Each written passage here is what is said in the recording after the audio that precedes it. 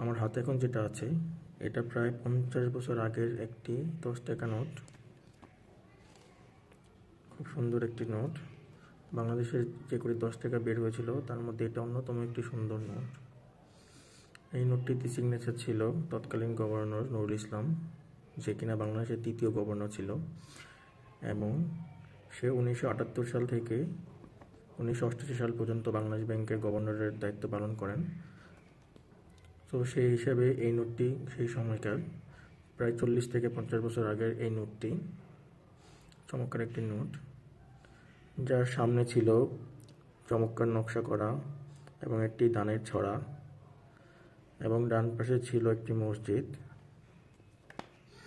আর পিছনে ছিল একটি গ্রামের দৃশ্য, যেটা কিনা ধান কাটার দৃশ্য দেখাচ্ছে। চমৎকার একটি ব্যাংক নোট। আসলে আগের ব্যাংক নোটগুলি খুব চমৎকার এবং সুন্দর ছিল। বাংলাদেশের পুরাতন যে নোটগুলো আছে ওগুলো আসলে অন্যরকম একটা সৌন্দর্য ছিল, যা বর্তমান নোটে নেই।